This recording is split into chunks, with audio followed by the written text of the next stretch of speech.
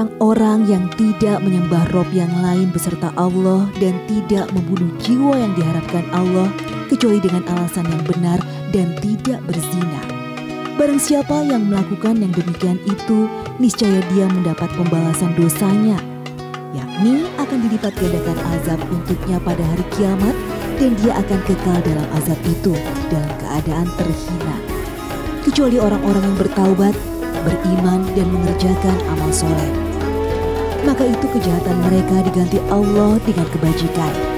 Dan adalah Allah Maha Pengampun lagi Maha Penyayang. Surah Al-Furqan ayat 68-70.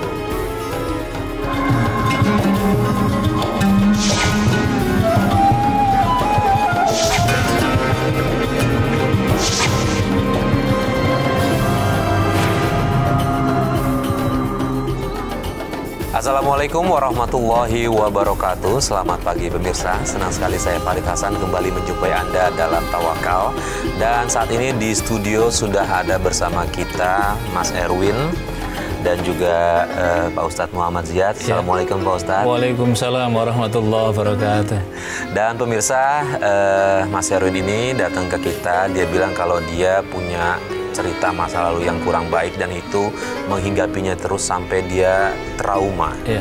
Nah, kalau bicara soal trauma nih Pak Ustadz, kira-kira dalam Islam boleh nggak kita selalu mengacu ke masa lalu dan itu bisa mempengaruhi kehidupan kita ke depan ini? Dalam pandangan Islam gimana Pak Ustadz? Terima kasih Mas Farid. Jadi seseorang itu kalau mengalami masa pahit dan ini terakumulasi berulang-berulang, maka biasanya akan menimbulkan traumatik pada seseorang. Dan kalau traumatik ini tidak diobati, tidak diberikan solusi, maka ini akan kemudian menjadikan sikap yang skeptis, yang luar biasa, dan ini berbahaya. Karena itulah dalam agama, itu memang orang itu dalam kehidupannya pasti akan mengalami pasang surut. Tapi ketika sedang surut, nggak boleh orang berputus asa, sedang pasang, nggak boleh orang kemudian berbanggaria yang berlebihan, maka yang biasa-biasa saja. Lah, orang yang traumatik ini adalah orang yang kemudian akhirnya melahirkan perasaan yang nggak nyaman dan pada akhirnya nanti akan menimbulkan penyesalan yang berkepanjangan. Maka Islam menuntun jalan, misalkan di dalam surat Yusuf menjelaskan wala ta'asumil rohillah, janganlah engkau berputus asa dari rahmat Allah. Kemarin kita mengalami kesulitan, kemarin kita mengalami masa yang tidak enak, kemarin mengalami masa yang pahit, tapi tataplah masa depan. Allah kita panggil dengan memohon petunjuknya, berdoa dalam kehidupan kita, maka Allah akan menurunkan rahmatnya, Allah akan berikan ketenangan dalam hidup kita. Maka traumatik itu pelan-pelan akan berganti menjadi potensi yang baik dan pikiran yang baik, dan inilah kemudian akan melahirkan laku yang baik. Nah, Mas Erwin, kita akan mencoba bantu untuk menghilangkan sedikit trauma yang ada dalam diri Mas Erwin. Cuma kita gimana caranya membantu kalau kita nggak tahu apa penyebabnya? Boleh cerita nggak? Semua itu berawal dari 28 tahun lalu. Ibu saya melahirkan saya. Setelah melahirkan saya 3 bulan kemudian, ibu saya jatuh sakit, sakit-sakitan terus. Ibu lumpuh total untuk kaki dan dia tidak bisa berjalan sampai akhirnya hanya bisa terbaring di tempat tidur, berjalan ngesot, dan itu semua membuat saya merasa terpukul sebagai seorang anak dan saya tidak mendapatkan yang namanya ASI. Nah, berlanjut setelah ibu saya meninggal di umur saya 5 tahun, saya mendapatkan kayak penghakiman dari teman-teman kecil saya menyebutkan anak yang nggak punya ibu, anak yang sial dan segala macamnya.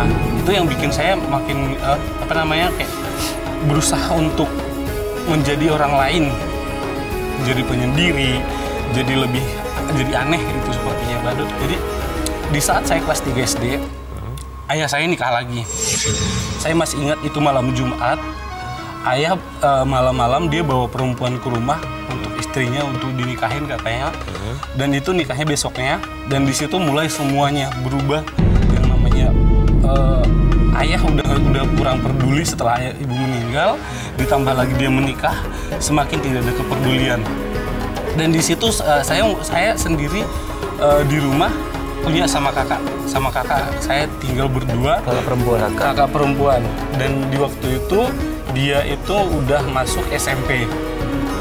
Nah, di SMP sedangkan saya masih SD, sedangkan kakak saya udah pisah dari rumah, sedangkan saya masih di rumah.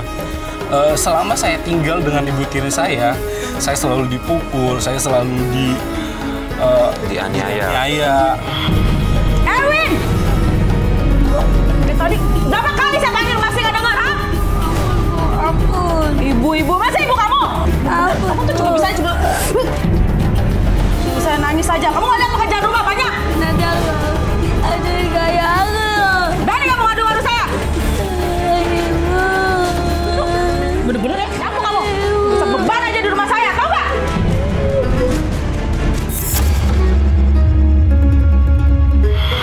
Terus Nas, perlakuan ibu tiri kamu ke kamu itu ayah kamu tahu nggak? Atau kamu pernah bilang nggak ke ayah kamu? Pernah bilang ke ayah, tapi ayah selalu ngebela ibu tiri ini karena dalam konteks apapun yang dilakuin sama dia, ayah selalu membela dia. Bahkan waktu kelas 3 SMP pun di kampung itu semua keluarga kumpul untuk mengembalikan si perempuan itu ke keluarganya, tapi ayah selalu membela dia pasti berubah, tapi ternyata enggak ada sama sekali. Intinya ayah kamu saat itu tahu kalau ibu tiri kamu jahat. Tahu. Kamu sendiri bisa ngebaca nggak apa penyebabnya kenapa ibu tiri kamu jahat? Saya sih kurang paham kenapa dia seperti itu. Apakah ada motif lain gitu, misalnya mau ngambil harta kekayaan orang tua kamu mungkin, atau memang dari awal nggak suka sama kamu, keberadaan kamu, atau apa gitu? Dia bawa anak satu dan anak itu selalu dimanja, dan kita nggak boleh ngapa-ngapain itu anak, dan itu anak nggak boleh ngapa-ngapain sedikit pun. Apapun yang saya lakuin selalu salah. Dia sering ngompor-ngomporin ibu tiri saya biar saya dipukul, biar saya dimarahin gitu. Apapun yang di tangannya dia bisa dipukulin ke saya. Nah, Pak Ustadz, kemudian apakah kedudukan ibu tiri ini hak dan kewajibannya sama dengan anak angkat? Ya, jadi begini Mas Arif, kalau kita lihat kisah tadi kan sama Mas, ini kan umur 5, Mas Erwin umur 5 tahun, kakaknya SMP kira-kira begitu kan. Jadi ini ketika anak ditinggal orang tuanya yang laki ataupun yang perempuan, kebetulan ini ibunya meninggal, maka dalam Islam orang disebut sebagai yatim tapi piatu dia. Itu kan ada berbeda dia. Kalau yang meninggal bapaknya beda. Lah karena itulah ketika ayahnya ini kemudian menikah lagi, maka seharusnya mencari, ini juga menjadi pelajaran pada kita semua para pemirsa dalam kehidupan masyarakat, bahwa kalau ada orang meninggal ibu kemudian ayah mencarikan dan punya anak, carilah ibu yang bisa mewakili untuk pendidikan anaknya. Kalau kasus tadi itu kan Mas Erwin tidak mendapatkan itu kan, nggak mendapatkan itu sama kakaknya, nggak mendapatkan itu, apalagi kemudian anak. Kemudian apa kedudukan ibu tiri ini? Kalau di dalam Islam sesungguhnya ketika ini sudah ada seorang wanita dinikahi oleh orang tuanya, oleh ayahnya dalam hal ini, maka ini sudah menjadi mahramnya atau muhrimnya dari anak-anak ini. Karena itulah anaknya laki-laki nanti kalau besar, kemudian bapaknya misalkan meninggal, maka tidak boleh menikahi wanita yang sudah dinikahi ini, dan anaknya tidak boleh dinikahi oleh bapaknya misalkan ke sini. Begitu juga sebaliknya kalau ada perempuan dengan dapat laki-laki dalam konteks di sini. Lah, kedudukannya apa? Kedudukannya ke dalam konteks jadi sebagai ibunya, yang anak menghormati. Ibu memperlakukan secara baik sebagaimana anaknya sendiri. Lah inilah yang dalam praktek kehidupan masyarakat kita yang semacam ini dirasa, oh enggak, dia enggak anak saya, difahami tidak anak saya itu karena tidak dilahirkan secara langsung. Padahal ketika dia sudah bisa menerima ayahnya, seharusnya dia juga harus bisa menerima kehadiran anaknya dari ayah ini. Sama juga ketika ini tadi dengan anak tadi kan membawa anak sendiri, ini adalah saudara tetapi saudara tiri masing-masing. Ini kalau sudah dewasa ini ada aturannya lagi dengan perempuan dalam pergaulan dan lain-lainnya. Tetapi praktek tadi Mas Erwin tadi kan mendapatkan kasih sayang. Kasih sayang inilah yang mahal dalam kehidupan keluarga. Makanya ketika orang tua terutama bapak misalkan salah satunya tidak ada, itu kenapa Nabi menganjurkan kafilul yatim, ya orang yang menyantuni yatim kalau tidak ada menikah lagi di antara keduanya ini, supaya kasih sayangnya tidak terputus dari orang tua diwakili oleh orang tua yang lain kepada anaknya.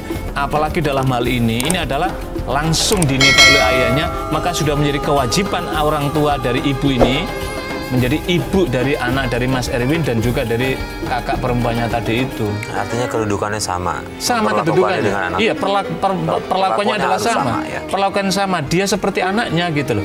Bedanya kan tidak bisa mewarisi saja dalam konteks karena dari harta dia yang mewarisi dari dari bapaknya saja, dari ibunya tidak kan konteks itu kan hanya. Tapi perlakuannya sama, perlakuannya, perhatian, kasih sayangnya seharusnya adalah sama sebagai mewakili daripada ibunya gitu.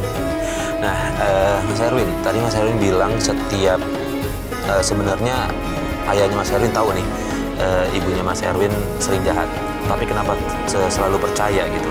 Apa sih yang bikin ayah kamu tetap terus percaya sama ibu tiri kamu? Saya juga kurang paham seperti apa, cuman ayah saya kayaknya nurut apa yang dibilang sama ibu tiri saya. Apapun yang dia bilang nurut, apapun yang disebutin nurut, apapun yang diminta diturutin.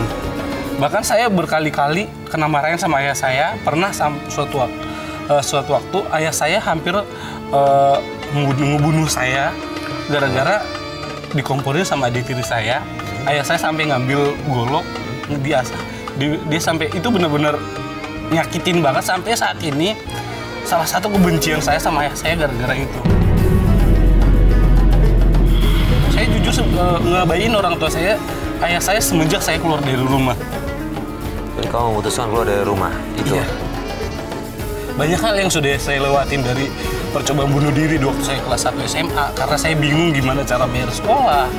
Saya juga punya masalah sendiri sebagai anak remaja di sekolah. Banyak hal yang benar-benar saya alamin.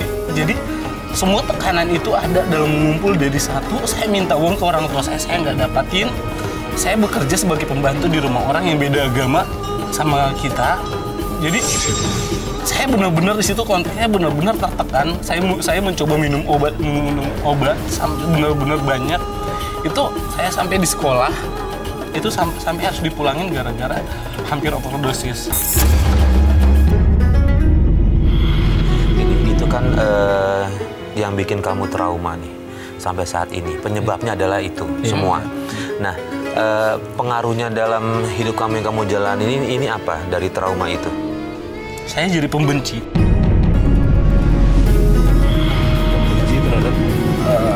Pembenci terhadap perempuan. Jadi lebih banyaknya untuk mempermainkan perempuan. Jadi begini Pak, inilah saya kira para pemirsa sekalian, para keluarga muslim, ini harus menjadi perhatian. Kalau tadi kan kenapa Mas Erwin ini sampai kemudian perilakunya sedemikian jauh dari agama, karena ada traumatik besar tadi itu. Dan ketika ayahnya menikah, dia makin menjauh karena perlakuan daripada perempuan. Jadi ada kisah menarik Mas. Jadi ketika Umar bin Khattab itu dilapori dari sahabat yang lainnya, melaporkan mengenai perilaku anaknya yang nakal. Nah, singkat cerita, ayah ini laporlah kepada Umar, ya Umar, saya tidak sanggup lagi anak saya begini. Umar tidak serta-merta hanya menerima satu informasi. Maka kemudian panggil anakmu. Kemudian anaknya dipanggil. Wahai Fulan, betul kamu melakukan begini. Nah, oh iya Amir, begini. Kenapa lu kan? Karena ayahku tidak menjadikan ibu yang baik untukku. Apa mananya? Maknanya adalah ayah ini menikah kemudian punya anak tadi, ibunya ini tidak pernah memberikan pendidikan yang baik kepada anaknya, sehingga perilaku anaknya ini tidak dalam tuntunan agama, sehingga dia melakukan kenakalan. Maka Umar apa jawabnya? Umar langsung tidak memvonis bahwa anaknya nakal, tidak, tetapi kemudian menegur ayahnya. Kenapa hanya anakmu seperti itu? Karena engkau tidak menyiapkan dan engkau tidak mencarikan ibu yang baik untuk anakmu. Maknanya apa? Ini adalah untuk introspeksi dalam konteks itu di sini. Lah tadi itu cerita dari Mas Erwin tadi, kenapa ayahnya begitu menuruti kemauan? Mungkin karena cintanya terlalu tinggi. Wah, dia ada ketakutan nanti karena pengalaman ditinggal ibunya udah meninggal, maka sehingga apa saja berhenti. Dan dia lupa bahwa ada aset termahal bagi dia adalah dua anaknya ini. Yang akhirnya adalah sekarang ketika kita melihat kisah tadi, itu kisah yang luar biasa ini Mas. Ini kan karena traumatik yang berkepanjangan akhirnya membentuk dalam perilaku tadi itu gitu. Lah karena itulah inilah pentingnya saya kira tuntunan agama dalam kehidupan keluarga untuk anak-anak kita. Jangan sampai ini terulang dalam kehidupan keluarga muslim yang lainnya gitu loh. Ini juga menjadi Mas Erwin itu juga memberikan pengalaman ini bukan bermaksud untuk cerita enggak, tapi ingin mencari solusi supaya kembali ke jalan yang lebih baik dan tidak ada orang lain yang mengulang kasus yang tidak baik seperti ini. Ini kan sama-sama memberi pelajaran dan dipelajari untuk yang lainnya. Nah, Mas Erwin dari sekian banyak wanita, boleh tahu nggak berapa udah berapa nih jumlah wanita yang sudah dipermainkan seperti itu? Untuk jumlahnya sih lebih dari 13 termasuk tante-tante.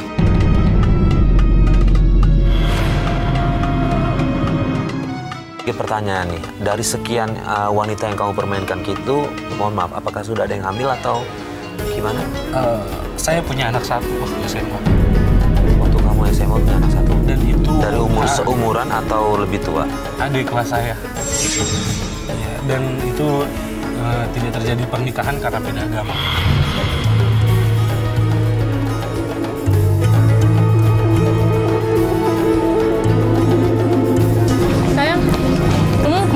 Tunggu di sini. Aku mau ngasih tahu kamu sesuatu. Apaan? Aku hamil. Kamu hamil? Hamil sama siapa? Ya sama kamu dong. Nggak mungkin. Kok nggak mungkin? Kamu udah cek ini beneran? Nanti kamu bertanggung jawab ya. Aku udah cek ini hasilnya. Nggak mungkin. Loh, begitu. Nggak mungkin. Gugurin sekarang. Ikut gue. Aku nggak mau digugurin. Enggak, gugurin sekarang, ikut gue. Kalau nggak mau lu ikutin, dengerin gue. Dengerin kata-kata gue, kalau misalkan lu nggak mau, jangan hubungin gue lagi. Nggak ada kata-kata nikah lagi.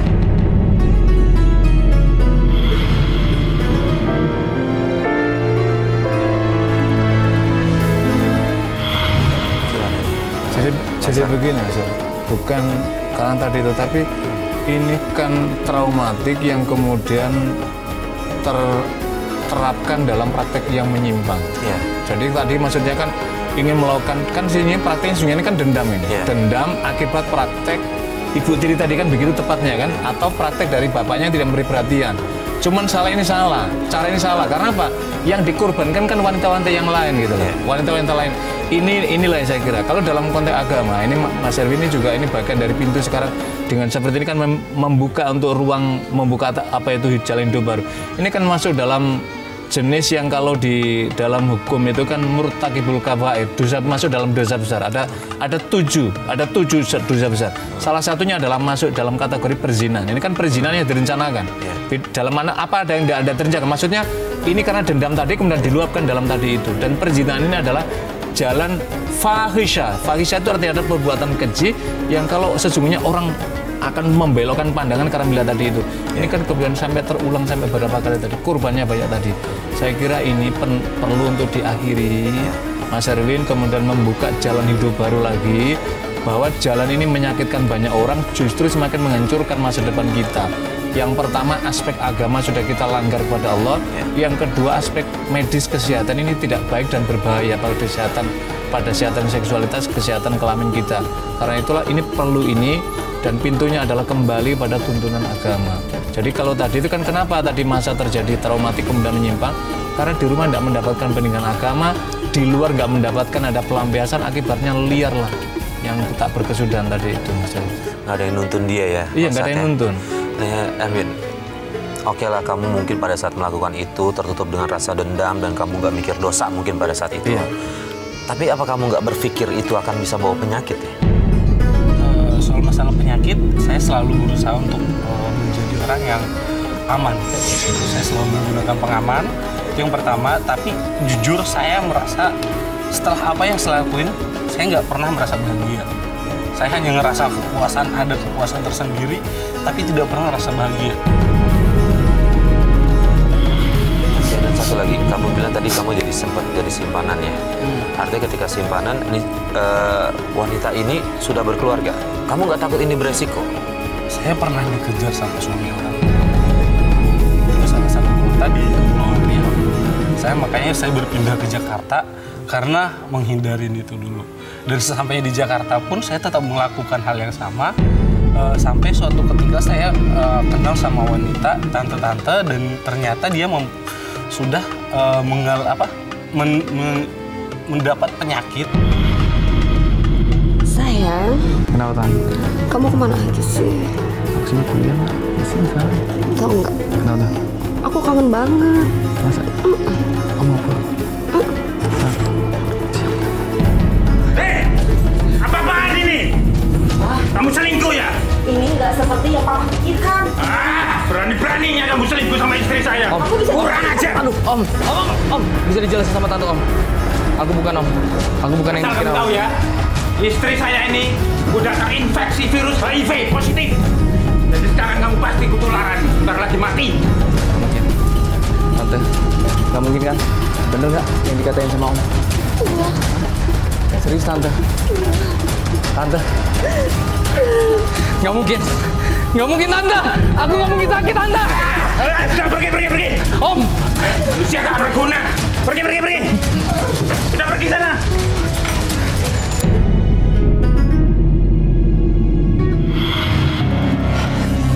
Gak mungkin.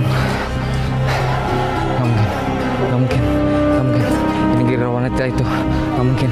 Ini gara-gara wanita itu. Gak mungkin. Tidak.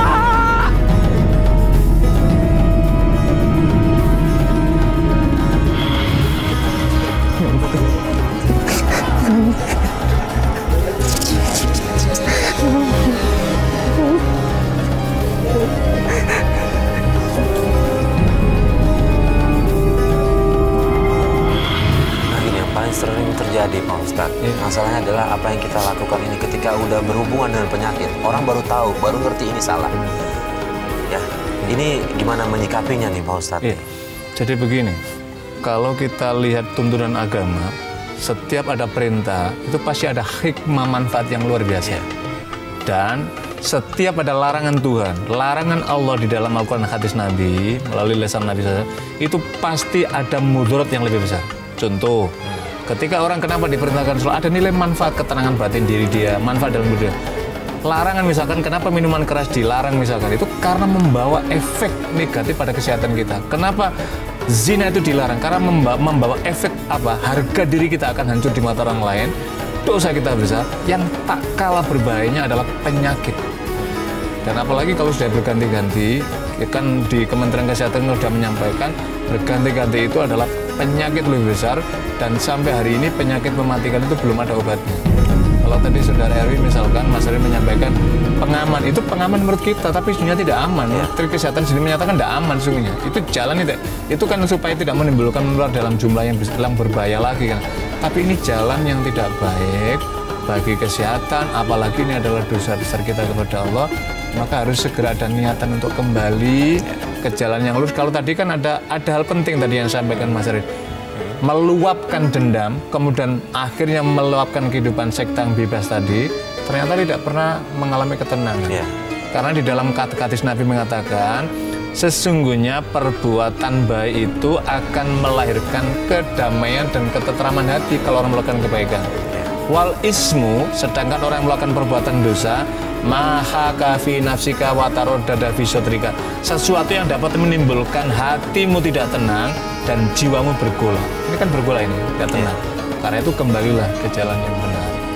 Nah Mas Erwin, setelah mengetahui itu, Erwin, apa yang Erwin harapkan nih ke depannya?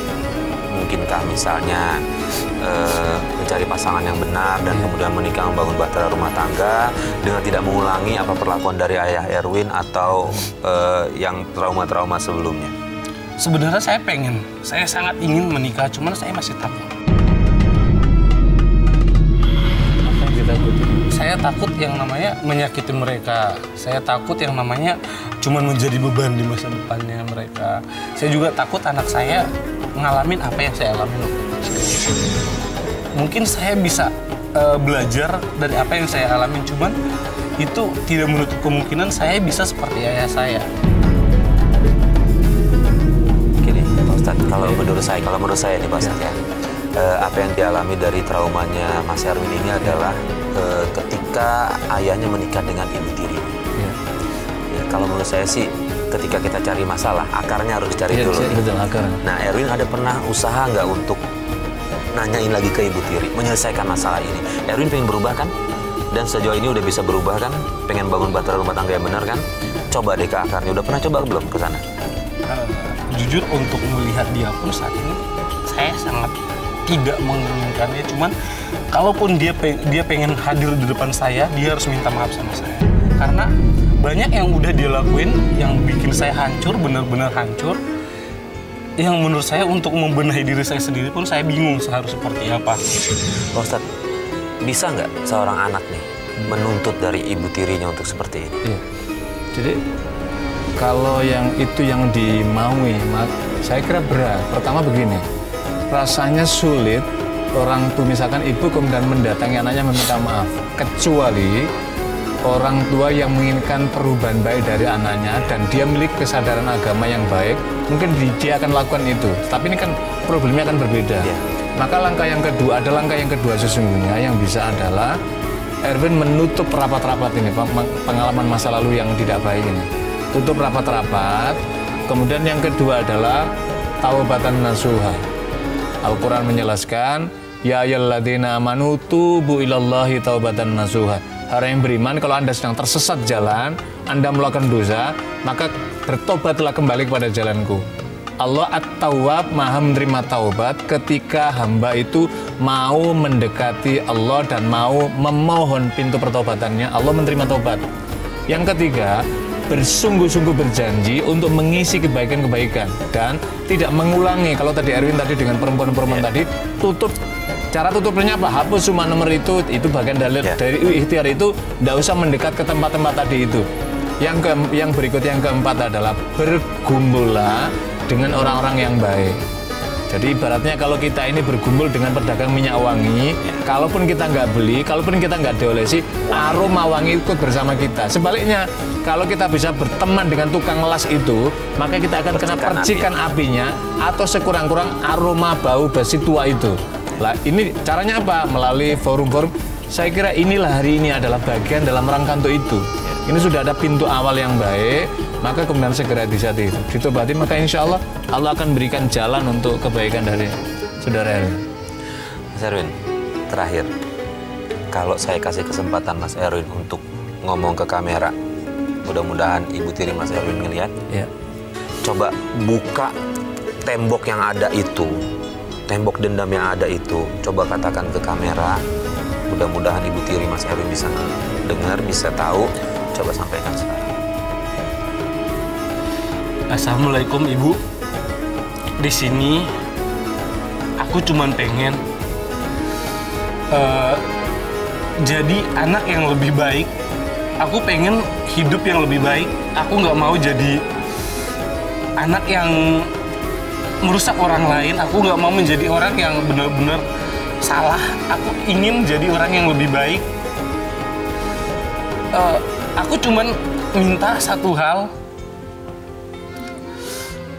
Ibu bisa hubungin aku, ibu bisa minta maaf duluan, atau apapun ibu bisa menghubungin aku duluan tanpa harus aku hubungin.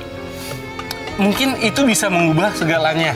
Mungkin aku bisa minta maaf, atau mungkin kalau emang satu lagi, aku minta sama ibu, biar anak ibu, si Raya, minta maaf sama aku dengan apa yang udah diomongin di awal tahun ini. Aku minta itu aja. Biar aku bisa mungkin berusaha untuk memaafkan kalian semuanya. Itu aja sih. Terima kasih. Ada nasihat terakhir untuk... Jadi begini Mas Erwin ya, tadi saya sudah menyampaikan beberapa hal. Yang pertama Mas Erwin, sekarang coba pintu hati Mas Erwin dibuka pelan-pelan. Buka pelan-pelan apa? Tidak harus menuntut. Saya sangat bisa memahami bahwa ini beban sangat berat sekali.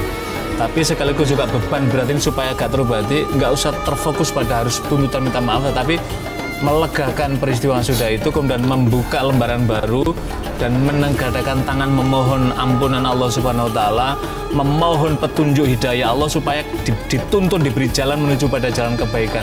Dengan cara seperti itu akan ada manfaat dua. Pikiran Mas Erwin akan beban akan terkurangkan.